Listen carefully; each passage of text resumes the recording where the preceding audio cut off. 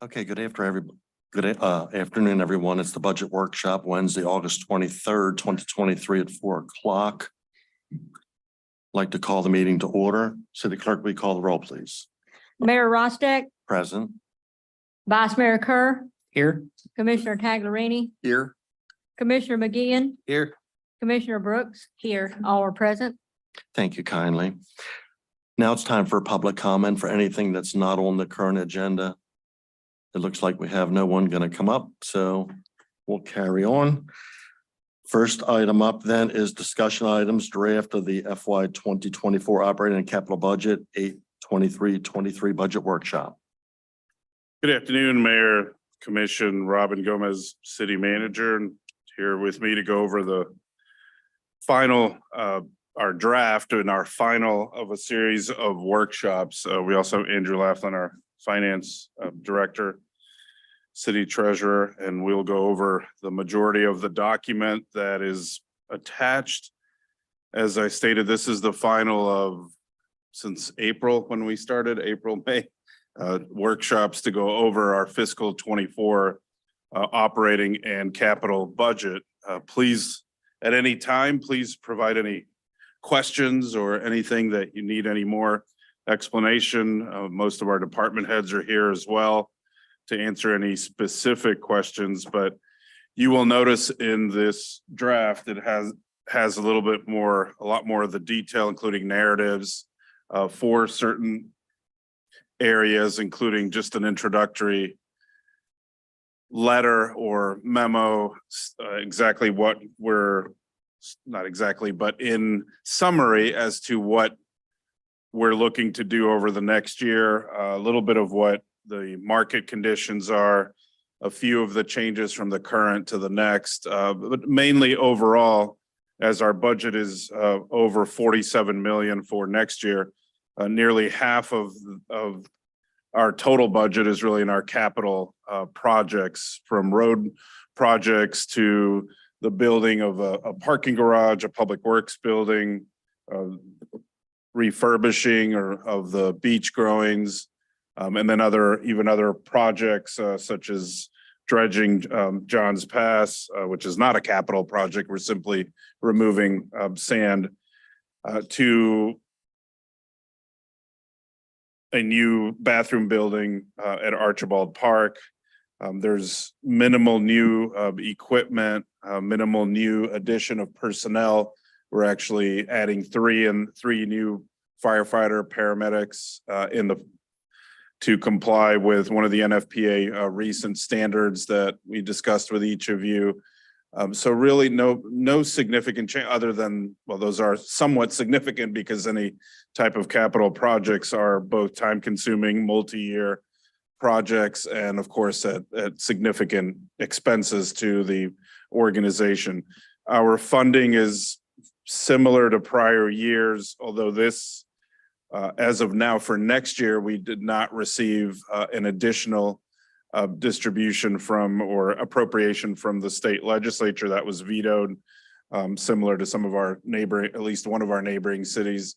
But our revenues are steady, increasing from property taxes, other different taxes and fees, including taxes on communication services, on public services such as electric, water, and franchise fees, mainly from electricity. And we do, again, we're looking to spend money in 2004 that we're carrying over from the current year, particularly for some of the capital projects. So just to give you kind of a rather large overview of the fiscal 24 budget, our millage rate, again, as part of our general fund, is staying the same at 2.75 mils, so $2.75 for every thousand in valuation.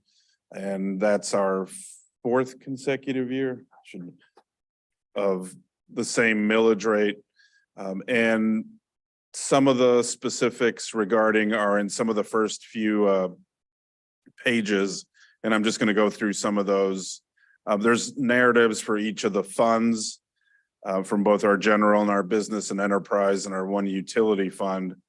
But once we get into the fund and department summaries, again, we list by categories for beginning with the general fund of our revenues and then our expenditure, citywide, our revenues and our expenditures, and then they go into detail by fund, beginning with the general fund. But again, our revenues, no significant changes in the general fund. In our other funds, we're seeing some increased revenues from prior year increases, such as in sanitation, where we did increase the fees last year and in the current year. At this point, we're not proposing increases in the budget for net to occur in fiscal 24.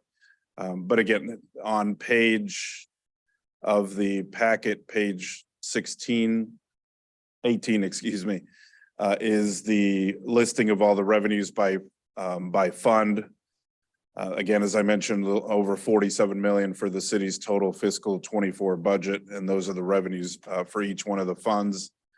And the following page kind of goes into expenditures by each of the funds on page 19. I know page 20 is a small, at least up on the screen, not sure of your packet, but if you do have your laptops, you can actually expand this and to make it a little bit larger. At the last meeting, Mr. Laughlin went through this in some detail regarding this shows revenues and expenditures by categories, I think, or sources, character descriptions and sources across all funds, including showing how we are actually paying mainly for capital projects where the revenue is not, the revenue that is coming in is not sufficient to pay for the project, but we are using funds that are being carried over or balances in those funds to cover the costs of mainly the capital projects. So for example, in the general fund, again, back to the page that is up on the screen, page 20, for the general fund, showing that we're bringing in a balance of 1.78 million to cover the cost, but again, to cover the costs in the general fund. But going over to the largest portion of that in our stormwater fund for the road projects, we are using the fund balance or the carryover of over 6.7 million in revenue to cover the costs of the 10.7 million of expenses for the stormwater fund, of which over 9 million are forecasted to be our capital expenditures, again, mainly for road projects. Andrew, anything to add for that? No, well said. And I think on page 20 really is what tells the tale. It's a big budget book, but if you can understand just kind of the basics of page 20, that's showing all the sources and uses of each fund of the city. And the changes from this table compared to the last one were a couple. One was we allocated administrative services that the general fund charges to other funds, and that's in the other sources and uses line. We updated that a bit for actual percentages and balances based on input factors like usage of finance or city manager or other employees in the general fund providing services to, say, the marina fund, use of space, insurance costs. So we did allocations, and that's in that other sources, other uses lines. We updated our calculations for that. So those contain some updates. The big thing was the general fund providing transfers to other funds to cover their fund balance, what their deficit would be, their budgeted shortfall.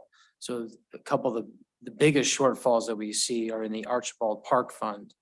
So in the July's version, it was much bigger, and the Archibald Park Fund didn't have enough sufficient fund balance to cover that deficit. Why such a big deficit in the Archibald Park Fund, you ask? Well, it's big capital projects.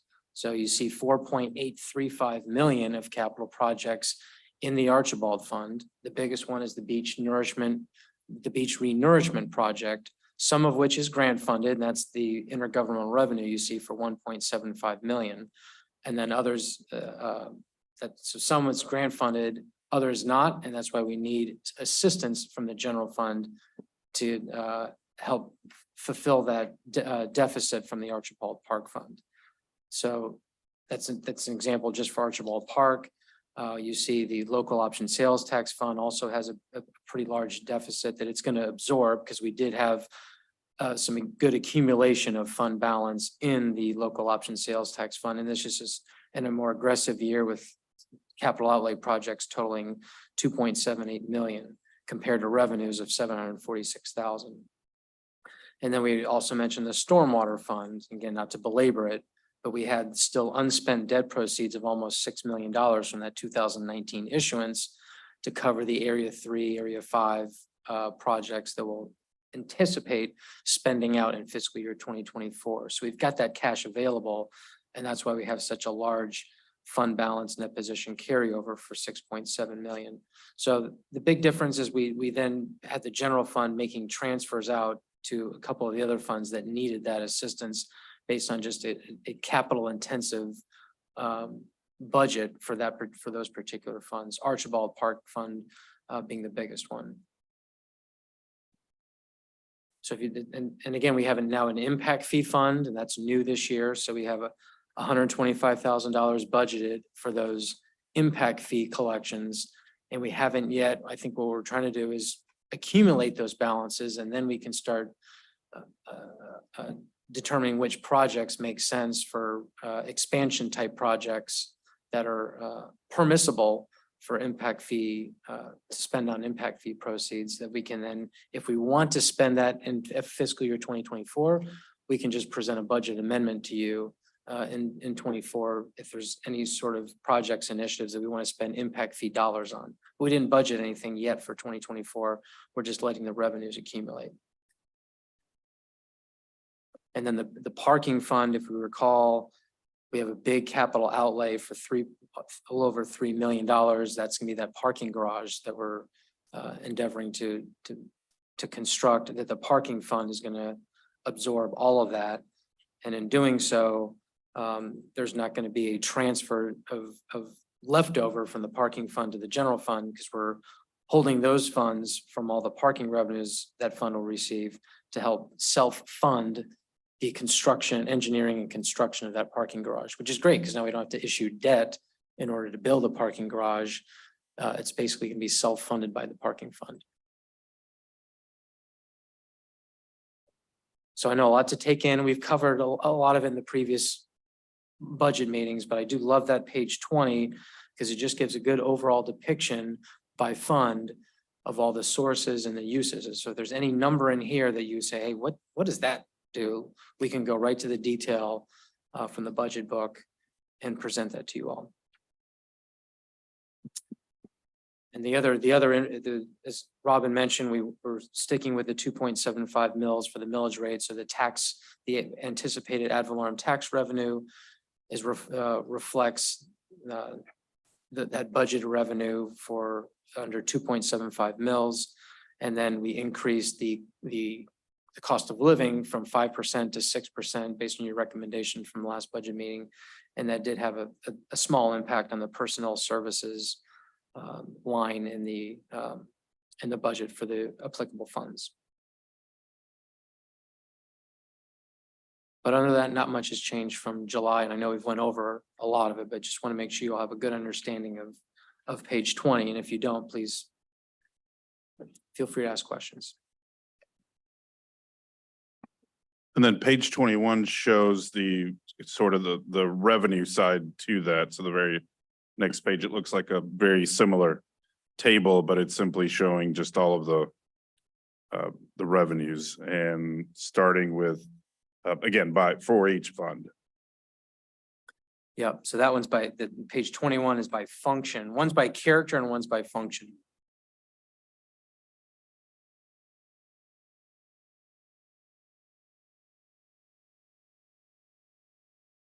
Well, we've gone through this pretty extensively over the months, line item by line item. What would be helpful just for future, just anything that jumps out as different to be, I don't know, it could be put in, highlighted somehow, or Because I don't feel the need to go through line item by line item and rehash the same meetings we've had Sure. since April. Yeah. But the biggest, which is very small, is going from 5% to 6%. Really, that was a change. Right. So there's very little to. It had a nominal effect. Yeah. Yeah, little to discuss. Really, because we've kind of beaten the horse up pretty good. Yeah, we've, other changes, while on the personnel, covering the 50% of the premium for dependent care, and we'll be able to provide kind of better number as to how many employees did make that option. We're in our open enrollment period now for benefits, and I believe that closes on the 28th of this month. So I'll update all of you as to what that, and just so you're, aware as to how many of our employees participated in that, as well as the option to remain in our current retirement versus switching to the Florida retirement system. I don't remember the deadline for that one, but September, the 28th as well. Same deadline, so we'll know that in a week, kind of where we are, better numbers for that, because right now we just budgeted the numbers, the amounts that we had stated. So we'll know have better data. And we're looking, how to stay competitive with obviously other cities, and we will take a look at that every year when we go through the budget process as to how we are for all of that, for all the salaries and benefits, in terms of what would the increases be from year to year, and then where we are in terms of, do we add benefits? Do we scale back if that's what other cities are doing? We'll obviously take that into account every year and come up with the suggestions, recommendations on what to do. And to your point, Commissioner Kerr, for the first public hearing, any changes in any of these numbers from what you're seeing now to that public hearing, I'll put in my agenda memo. Here's a summary of the changes and any figures from what you all viewed in August, which the city manager mentioned might just be some employees that were shuffling, moving from maybe the ICMA plan over to the FRS plan, that could have a nominal increase in the retirement contribution expense. So I'll summarize all that in the agenda memo. It would be helpful. I mean, months prior, that's the way I operate, is I want to try to see the biggest differences between one year to another on any certain line item, and why is that there? Because to run the city, you pretty much have a must-have in your operating expenses that are, you're going to nominally increase each year, and then you have your capital expenses, improvement expenses. So that's a lot of what you're trying to discuss and figure out where you're going to get the funds, what capital projects you're going to have to do, and how you're going to get the funding to do it. And so any of those changes is important. So. Sure.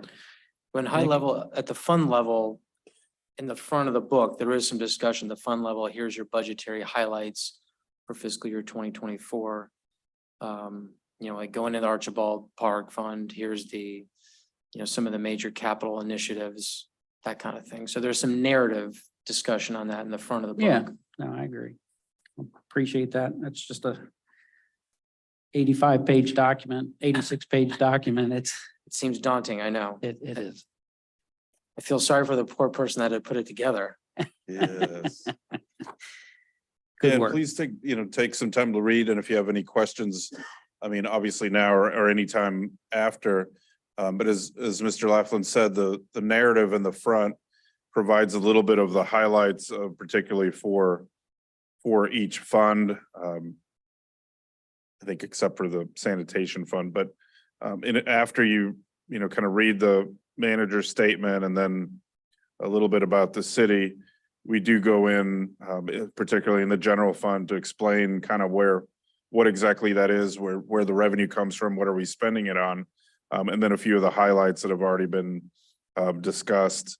And it continues again even through other funds that we don't discuss very much, like the local option sales tax fund that we use to purchase various equipment, or where we account for, you know, expenditures that are not necessarily specific to a department, but really where that's the penny for Pinellas fund, by the way, the local option sales tax. So there's, again, some brief descriptions, or even in our building fund where we're looking to bring down the fund balance because we're approaching the amount where under Florida statutes, we need to take some action. You cannot continue to build the balance in your building fund year after year. So we obviously have to take that into account. So yeah, if there's certainly any questions that you may have, but I think we have covered quite a bit, some of them in more detail than others. I know that, you know, in the Marina Fund, we don't get too many questions out that, but it is fairly straightforward. I mean, we provide fuel, we provide, you know, we sell fuel supplies.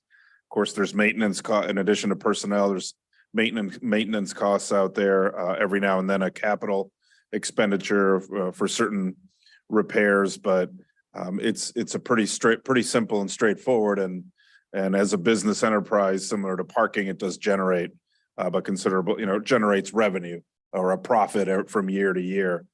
So that's why we don't necessarily, you know, spend that much time. They do have a schedule of rates that are in the fee and collection procedure manual. And so those are reviewed periodically to make sure that we are consistent with not just other city marinas, although we don't have, the closest city marina is Gulfport,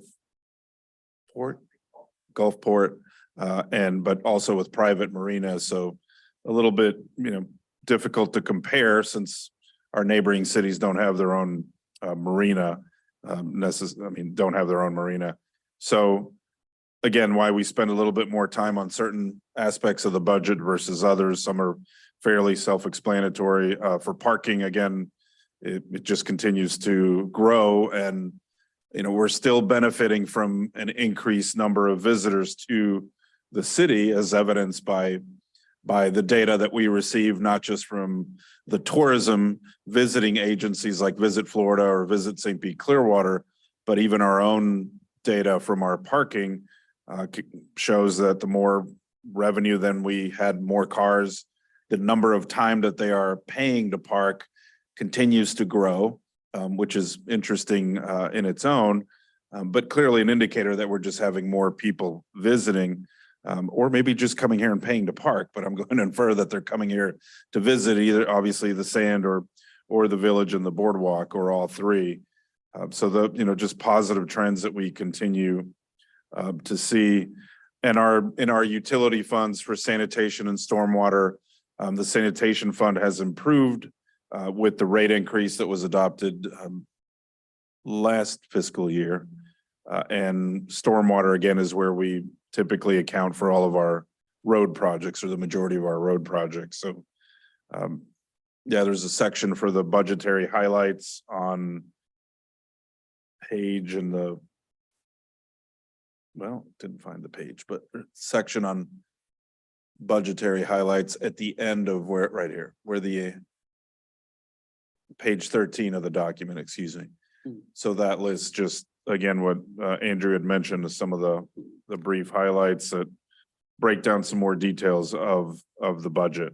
And again, as I stated, there's a paragraph about our capital and how that's nearly half of the total city's budget for all the projects that we have begun or are in the process, and we will begin to see kind of the actual final brick and mortar, so to say, of some of these projects, from roads to streets to buildings, even beautification and landscaping projects. Where we go from here, once we conclude this workshop, on September the 13th, we will have it's the first public hearing on the budget and the first reading of the budget ordinance for adoption. Of course, the public will have an opportunity, just as they have at all of these work sessions.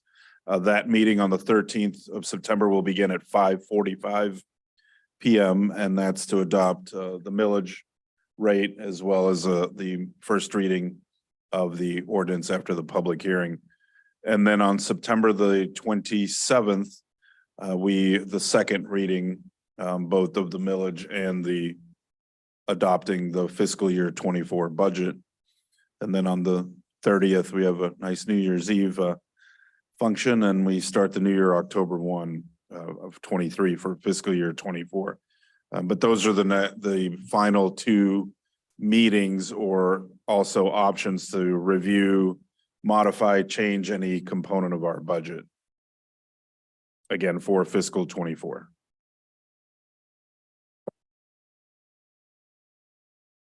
And if no other questions, I just wanted to go touch very briefly toward the end of the document, just to focus on, there's a schedule for personnel. And just to show a little bit of the history of city staffing, as I mentioned earlier, we are adding 3 firefighter, paramedics, and part-time, just a couple of part-time positions as well. But no, other than that, it's a pretty stable in our what's called the full-time equivalents. We have full-time, obviously full-time employees, but then some part-time in recreation, in the marina, and in parking enforcement. But then we total the hours that they would work, and then that's what determines the full-time equivalent. Let me get to that section. Page 71. 71.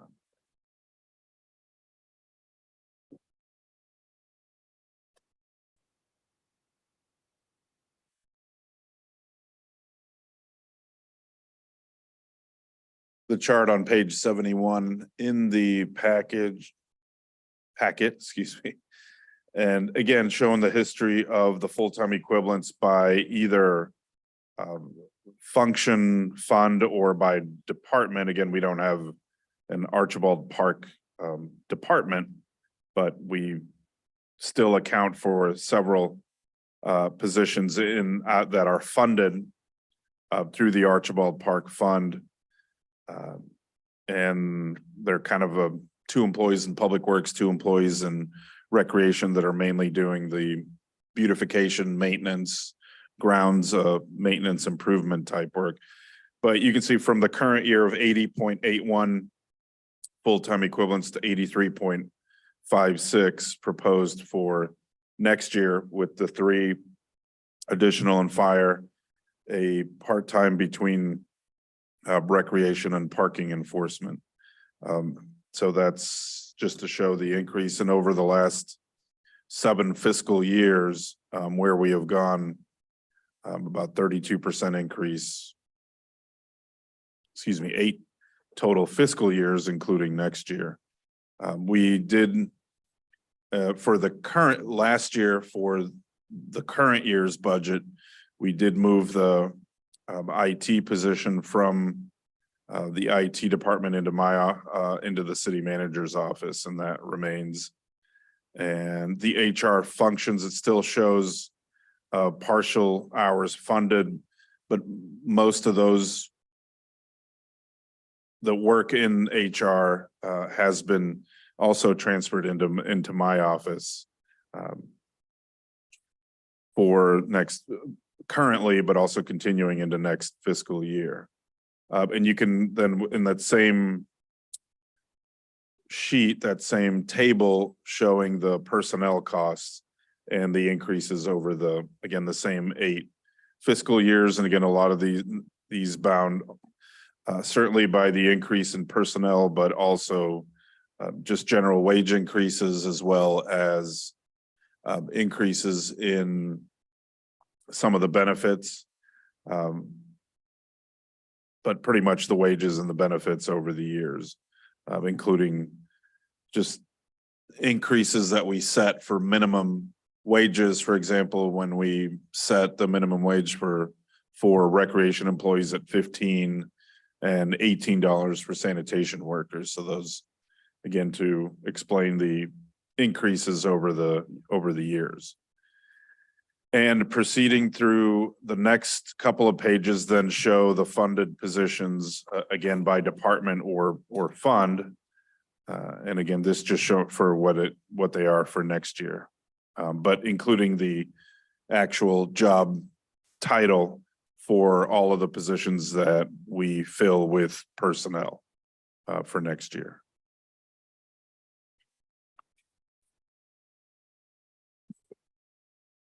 And I'm sorry, go ahead. I'm jumping ahead. I'm sorry. Oh, Go go ahead.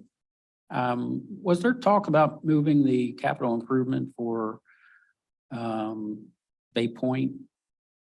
I think that was out in 26 and try to move it into 25 or. We've had discussions internally. It might be a little bit, we're going to try, but we're coordinating also with attempting to underground, and it's a little bit challenging to try to move it. We're seeing whether we can or not due to the condition, but we have had those discussions. It's a little bit complicated to No, it doesn't move those. impact this budget, but. No, it doesn't, but certainly for 25 and for 26. So Right. we'll bring back certainly more details on those, because that was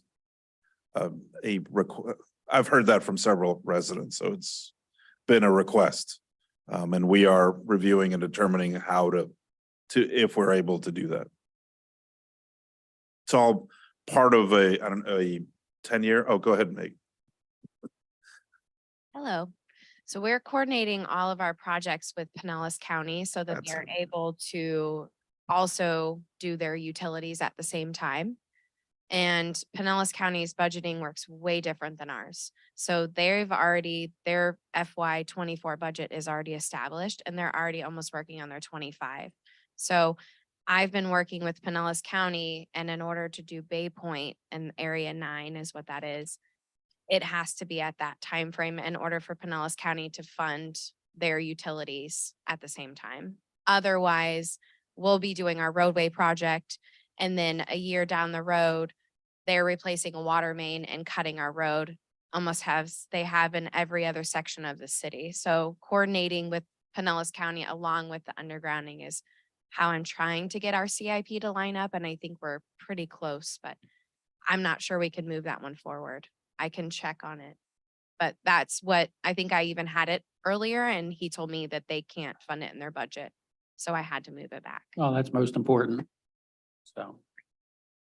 Yeah, Thank you. we'll continue to work with the county to see how it works. But yeah, their budgeting is a little bit, and I think they almost went to a 2-year type of budget cycle. So they're adopting for 1 year, but at the same time, including for a second year as part of their budget process. And I think they started that just 2 or 3 years ago is when they did that process. So it is impacting projects, I think, countywide, but we'll continue to see whatever we can do to move that up.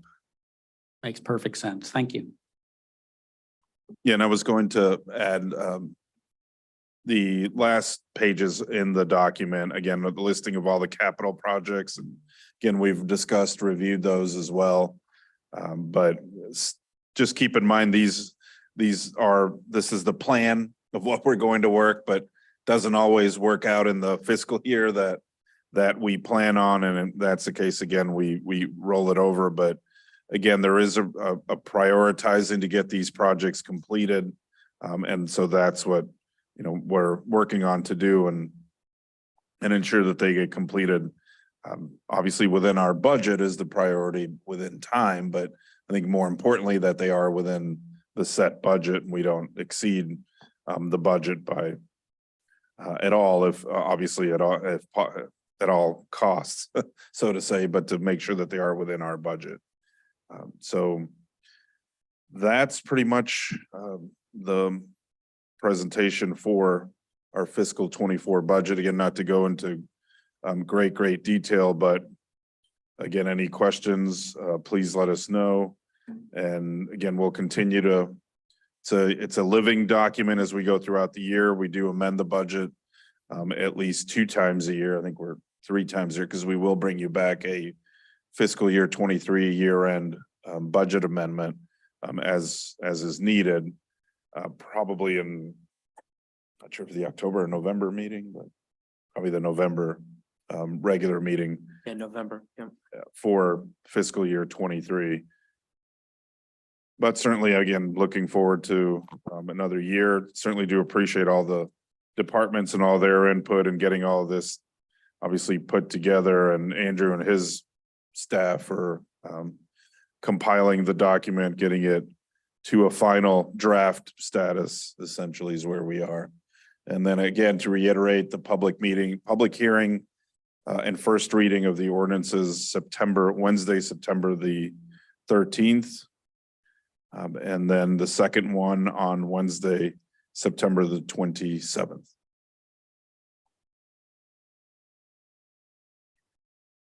Happy to answer any questions or comments. I've got a question on the 5-year capital improvement plan. I see now we've got a satellite office for building department in conjunction with new public works facility. And that's under building fund. And then we have under local ops and sales tax, we have building for public works employees and vehicles and building services operations. Is it the intent of the city to use the building fund to help with the public works building by putting a satellite office there? Yeah, that's part of it. Yes. Because I haven't seen this before in the document.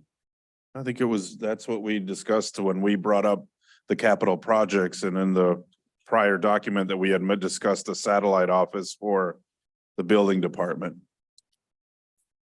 Okay, I thought they were going to build the bottom half of this structure out. No? But that's not the satellite office. This is where we would actually put staff in the building department in this location, in the satellite office. Off the island.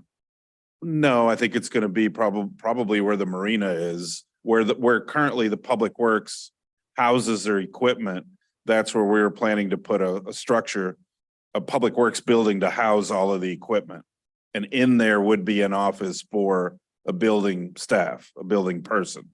So as a satellite type of office. And so the funding from the building fund would cover that portion of the construction as well as the personnel that's in there.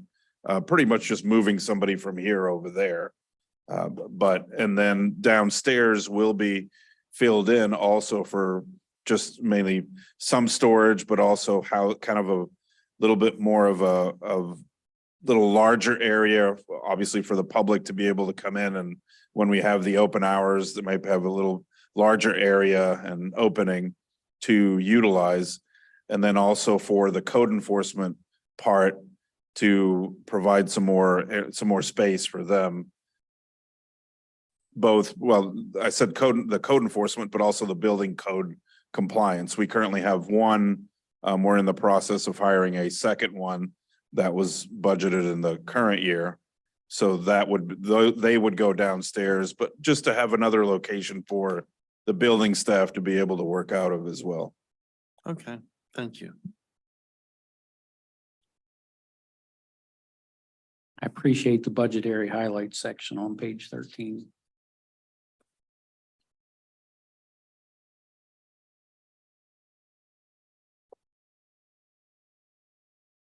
I don't see anything new. Yeah, like I said, we've had multiple discussions on this. This is really the draft of the final document. Of course, we'll go through and review it again for, grammatical and make sure that it's makes sense, all of the. Is there a vote taken or is it just a process? The vote will be taken at the first public hearing. So you'll vote first on the millage rate, which is very important. We got to get the order correct to be compliant with state law. So you'll vote on the millage rate first, and then you'll vote on the adoption of the budget. And so that'll be the first reading, and then the second reading will be the same. So Okay, it'll be passed as an ordinance. second reading is actually a vote on, but it's a workshop, but it's still, but I guess it's before. It's a the public workshop. hearing. No, it's It'll be an actual- advertised as a special meeting, I just remember. the 13th and the 27th of September. Those meetings are as special meeting. I think that's how they're advertised. You're required to have two public hearings, but some entities do pass as a resolution, but they just do two public hearings. Some pass as an ordinance. We pass as an ordinance. Regardless, you have to do two public hearings. It's all coming back to me. We'll just walk you through it. It's all good. Yeah, and every September, it's usually, I mean, for us, it's the second and fourth Wednesdays of each September. Mr. Gomez, the meeting on the 13th is a regular meeting. So- Yes, so yeah. Why are we having it? I'm just curious why we're having it 15 minutes early since we could vote during that regular meeting. I think just to separate it out, just to make it a little easier. And I think that's just what the city has done. I've seen that Historically. both ways. I've seen it as part of, for other cities, part of the regular meeting. Others have made it a separate time to just show more distinction with a set time just for that, because that's how that's advertised on your trim notice. That this public hearing will take place at this time and place. And that's the way the city of Madeira Beach has done in the past. And so I've just kept that tradition. Curious, thanks. You did bring, Andrew mentioned the trim notice, so the trim notices go out. They're I mean, out. they've already gone out. Yeah, so Oh. you should have, folks should have started getting them earlier this week. And that lists obviously for each property within the city, well, countywide, but for our purposes within our city and what your your new valuation for 2023, and then of course, taking into account any exemptions that the property owners may have.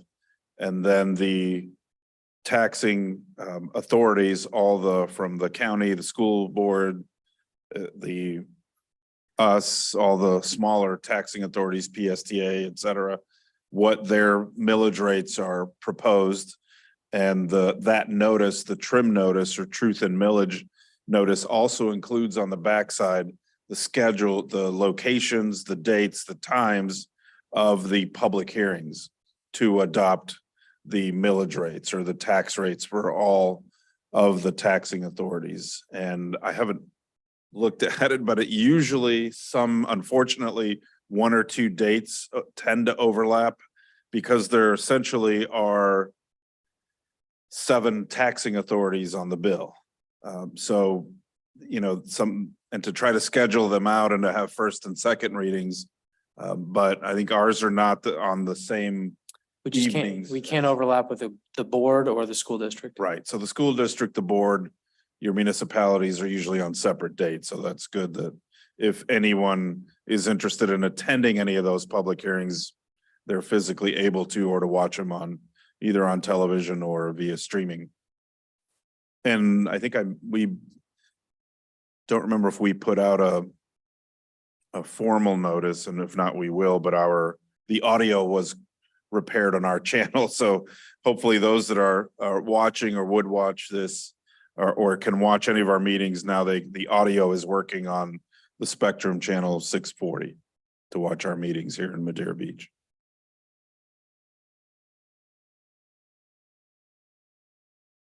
That's all that we had, Mr. Mayor and City Commission. Commissioners, you have any comments?